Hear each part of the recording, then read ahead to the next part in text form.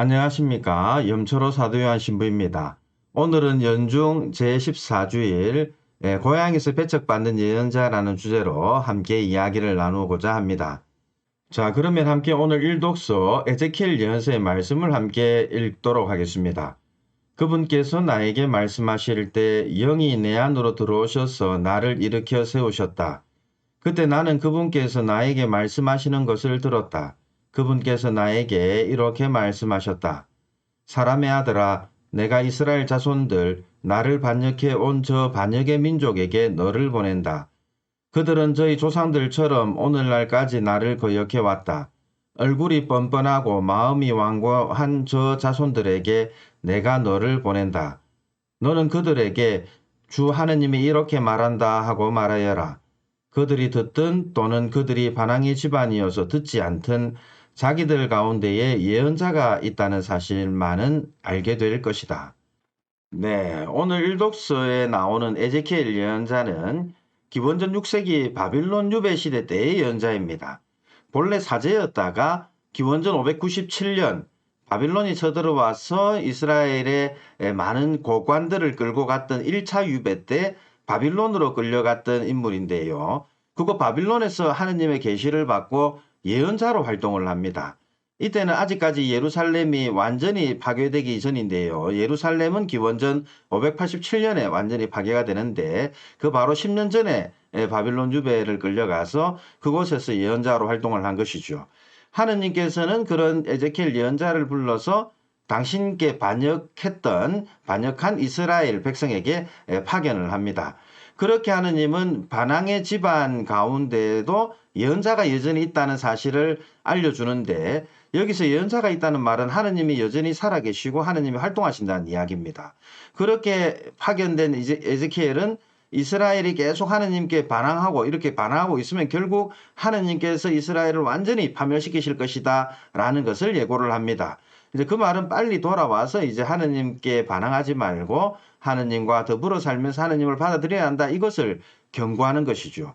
하느님께서 살아계신 한 하느님께서는 반드시 예언자들을 통하여 전하신 약속을 지키실 것이기 때문에 빨리 지금 회개하고 하느님께로 돌아서라. 이것을 말하기 위해서 예언자가 파견이 되는 것이죠.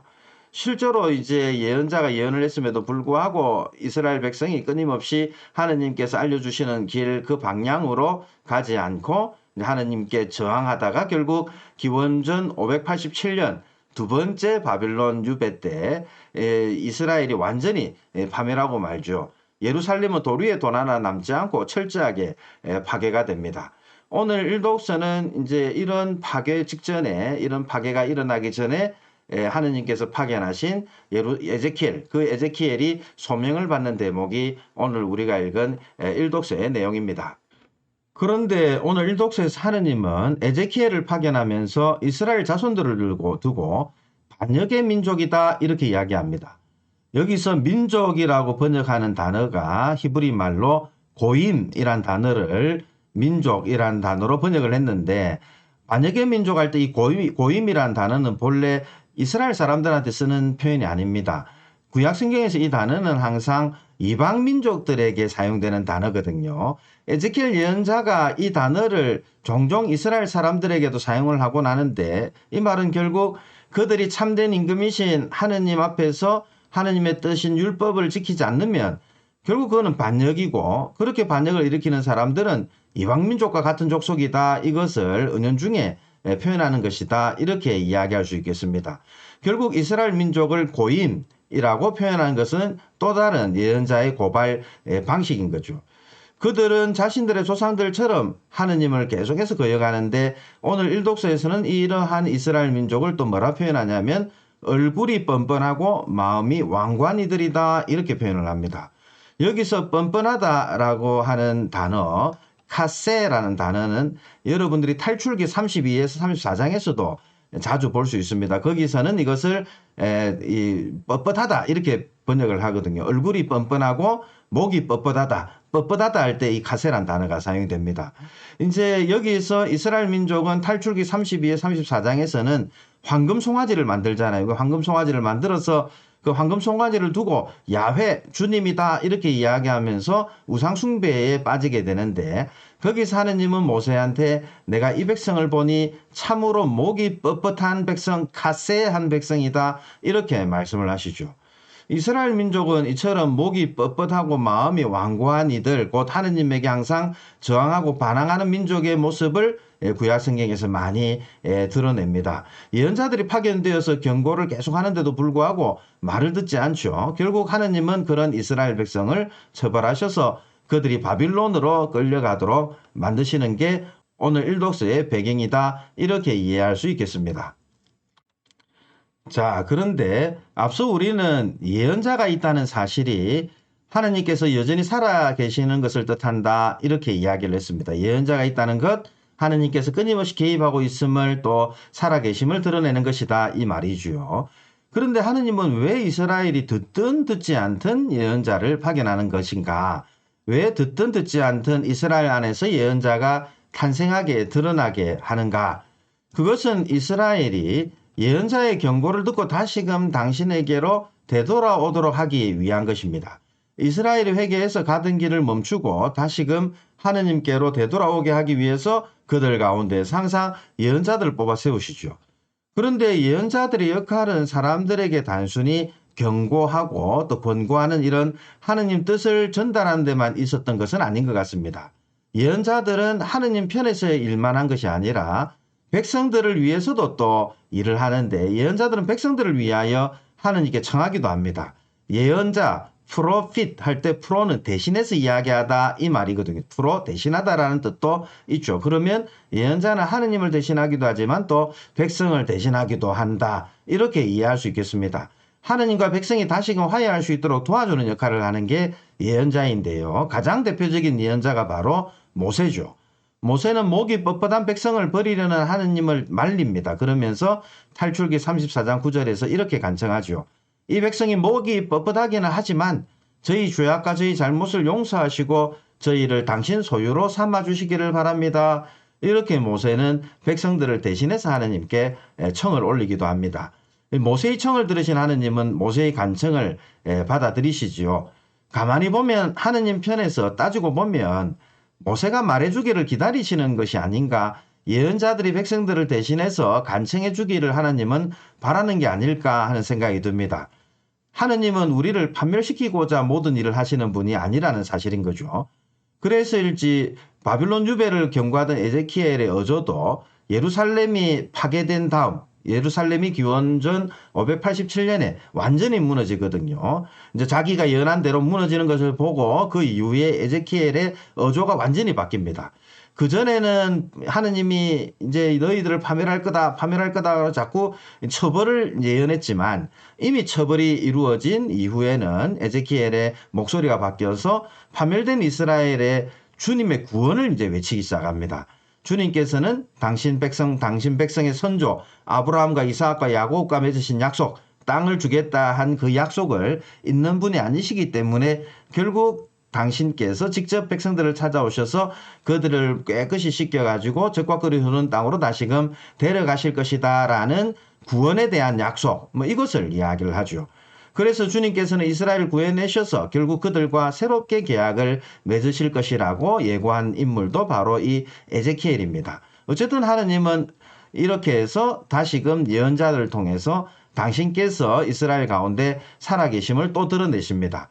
하느님께서 당신의 모습, 당신이 계심을 드러내는 방식은 처벌하는 방식도 있지만 구원한 방식도 있죠. 어쨌든 이 모든 것은 바로 예언자들이 하느님을 대신해서 하는 일들이다 이렇게 이해할 수 있겠습니다. 자, 그러면 오늘 복음으로 넘어가도록 하겠습니다. 함께 오늘 복음, 마르코 복음을 읽고 이야기를 나누도록 하겠습니다. 그때 예수님께서 고향으로 가셨는데 제자들도 그분을 따라갔다. 안식일이 되자 예수님께서는 회당에서 가르치기 시작하셨다.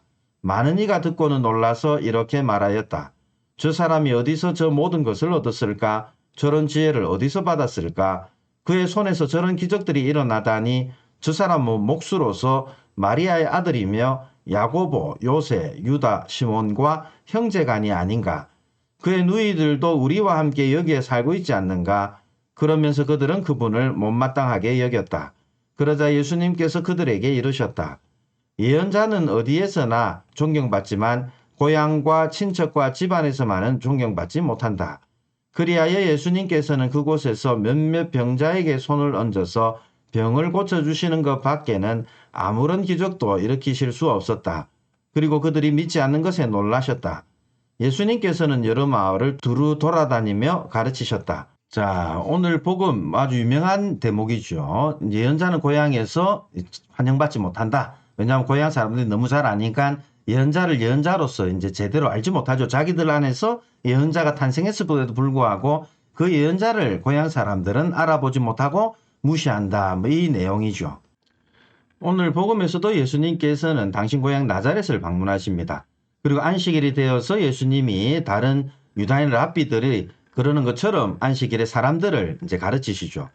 그런데 많은 사람들이 예수님의 가르침을 매우 놀라우면서 예수가 도대체 어디서 이 모든 것을 얻었을까? 어디서 저런 지혜를 얻었을까? 하고 묻습니다.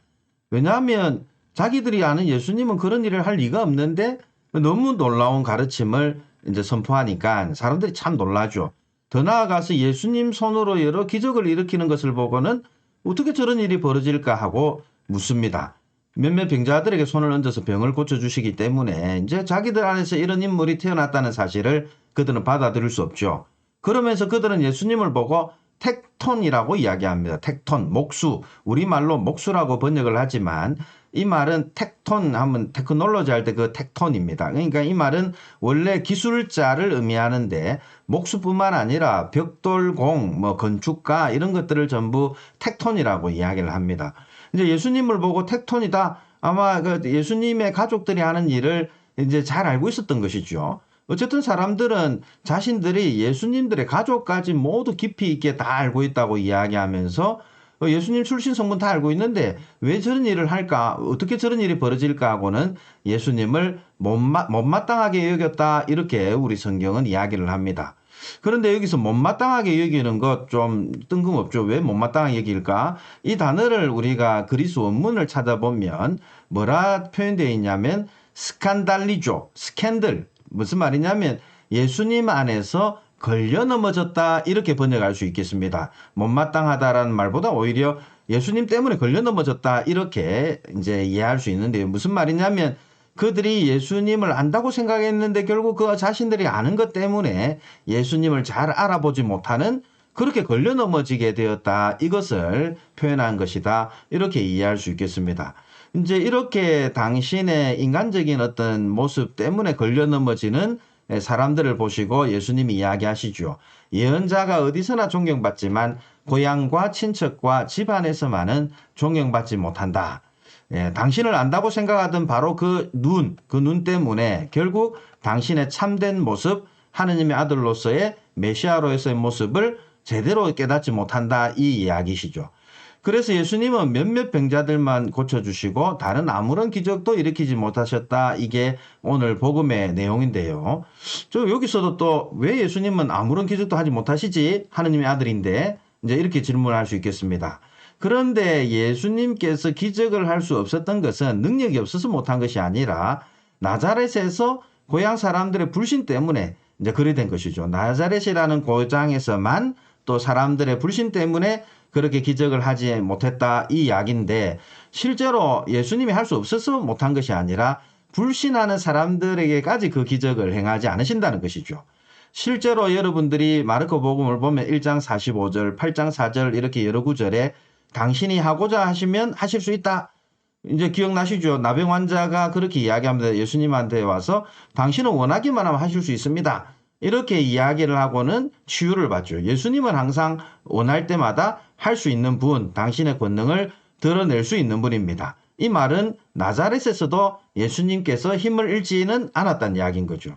여러 번 강조한 바 있듯이 예수는 자연의 힘들을 대하는 것과는 좀 다르게 사람들을 대합니다. 자연의 힘들 같은 경우는 어떻습니까? 그냥 좀 문제가 있으면 그만해 딱 이야기하고 끝이죠. 그러나 예수님께서 사람들을 대할 때는 전혀 다른 방식으로 대하십니다. 자연의 힘들에 대해서 강하게 명령하는 것과 달리 사람들에게는 믿음을 강요하지 않으시죠.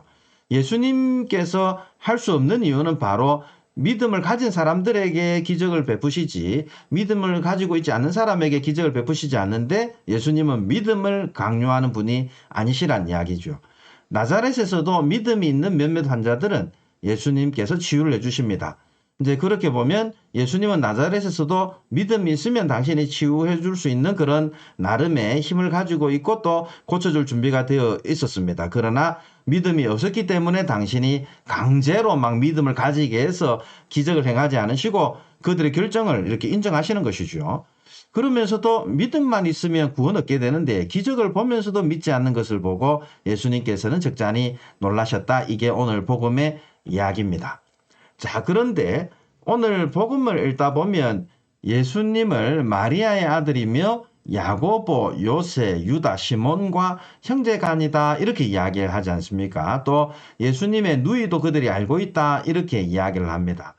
이 말씀 속에 요셉이 언급되지 않는다는 것, 또 예수님의 형제들이 참 많잖아요. 그래서 우리 가톨릭 교회는 성모님을 동정 마리아, 예수님을 탄생하고 나서도 예수님을 출산하고 나서도 평생 동정으로 사셨다 이렇게 알고 있는데 갑자기 왜 예수님 형제들이 이렇게 등장할까요? 여기에 관해서 이제 개신교 친구들은 예수님 낳고 나서 마리아가 여러 아이들을 더 낳았다 이렇게 이야기를 합니다. 그러나 이것은 우리 교회의 전통을 잘 모르고 하는 이야기가 아닌가 생각이 듭니다.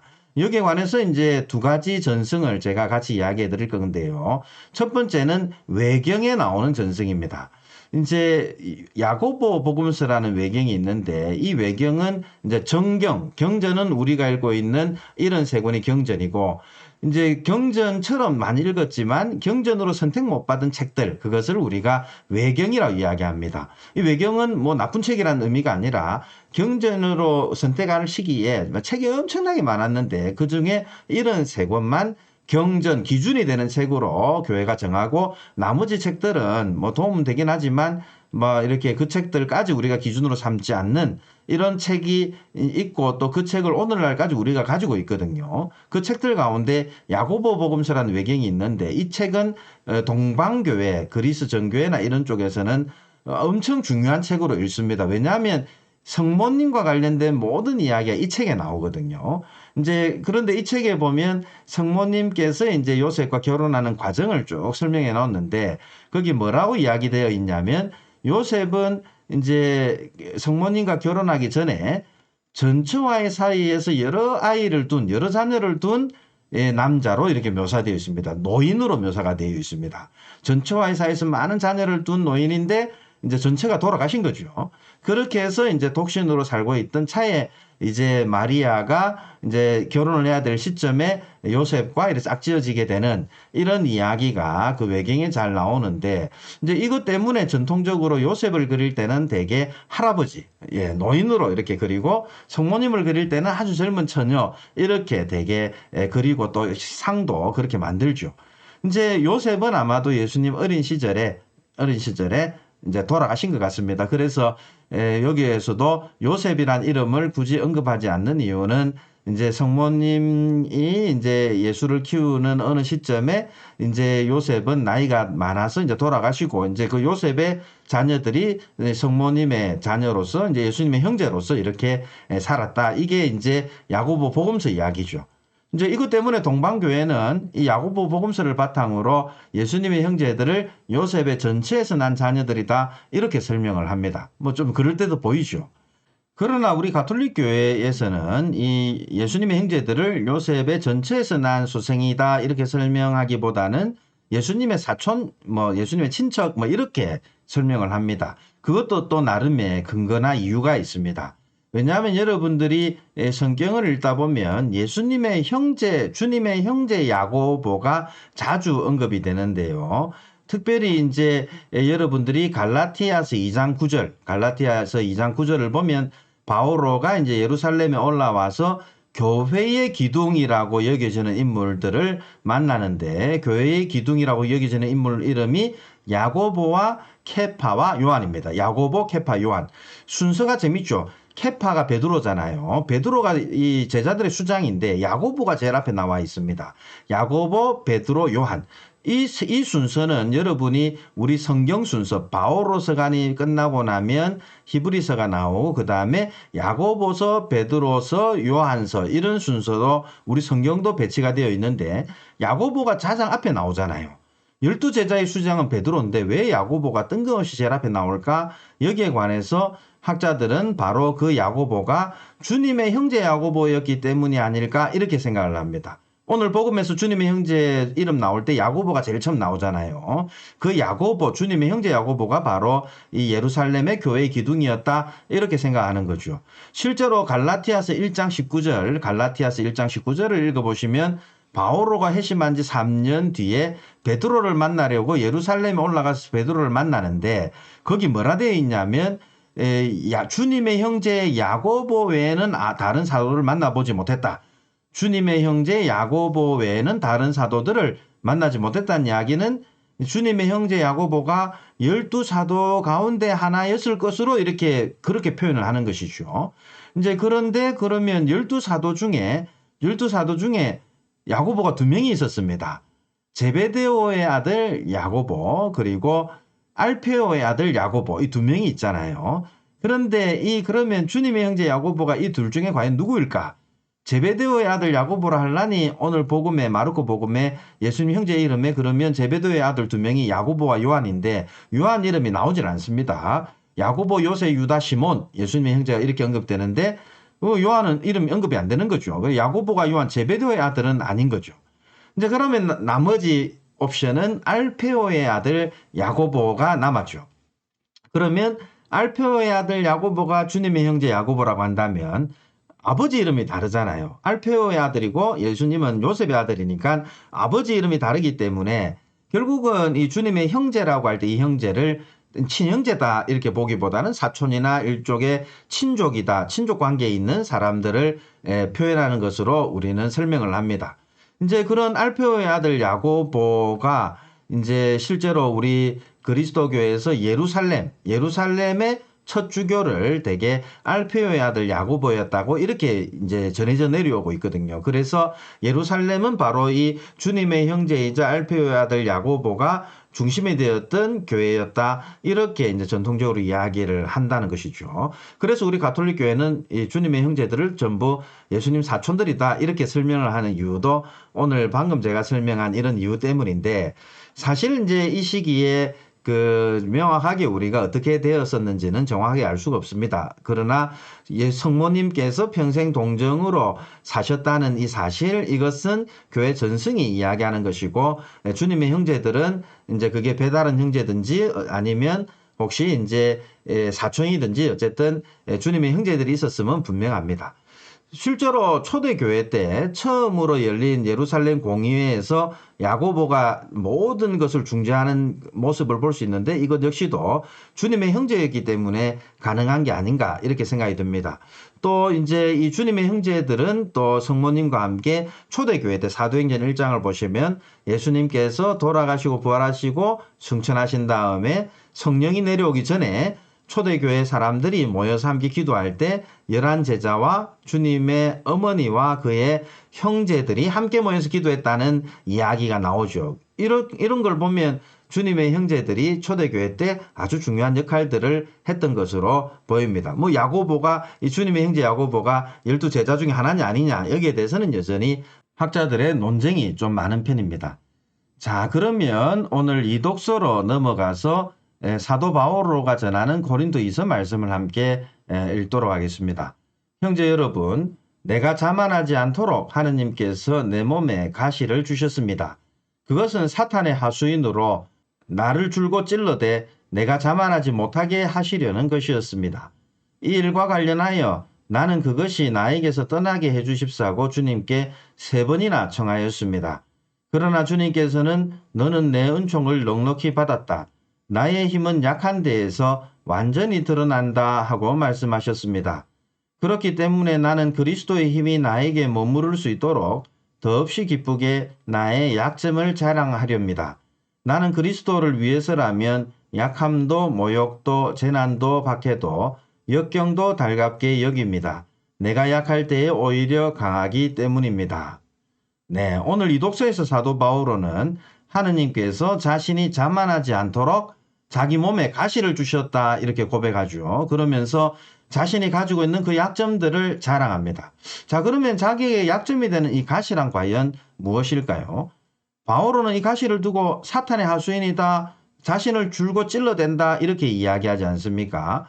그것을 자신에게서 떠나게 해주십사고 3번이나 청했다는데요. 학자들은 그것이 아마도 간질병이 아닐까 이렇게 추정합니다. 왜냐하면 갈라티아서 4장 13에서 14절, 오늘 갈라티아서 이야기를 많이 합니다. 왜냐하면 갈라티아서에서 바오로가 자기 이야기를 좀 많이 하거든요.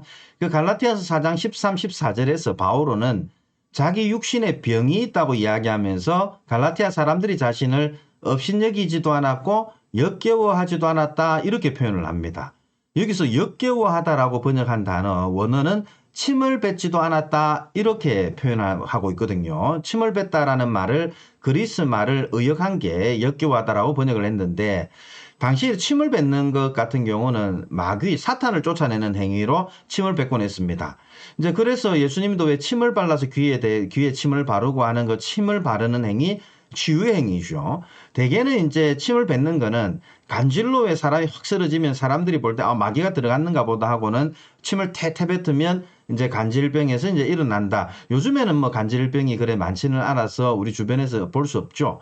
요즘에는 이제 약이 좋아가지고 뇌전증은 약 먹고 다 웬만하면 치유가 되기 때문에 간질을 잘 볼 수 없지만, 예전에 이제 간질을 알았던 뇌전증을 알았던 분들을 보면 갑자기 쓰러지곤 하지 않습니까? 이때 침을 뱉으면 마귀가 떨어진다 이렇게 생각했던 것 같아요. 그래서 이제 침을 뱉지도 않았다는 말에서 학자들은 바오로가 간질을 알았던 게 아닐까 이렇게 추정하기도 합니다. 하지만 뭐 정확히 바오로 몸에 있는 가시가 무엇인지에 관해서는 우리가 확인할 수는 없죠. 뭐 어쨌든 이 가시는 바오로에게 여러 가지 면에서 어려움이 되었을 겁니다. 자기 안에서 나오는 어려움, 바로 자기 안에 있는 어려움인 거죠.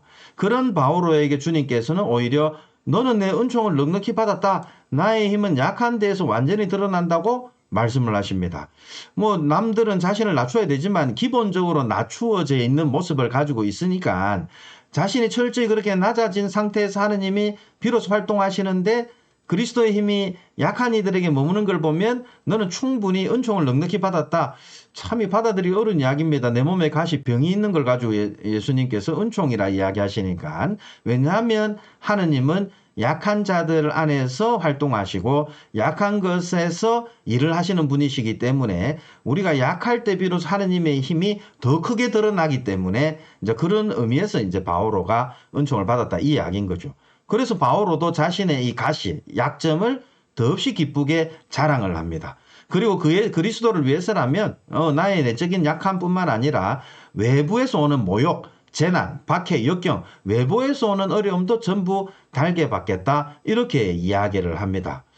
바오로의 이런 이야기 속에서 우리는 예언자들이 지니게 되는 내적이거나 외적인 여러 가지 어려움들을 보게 됩니다.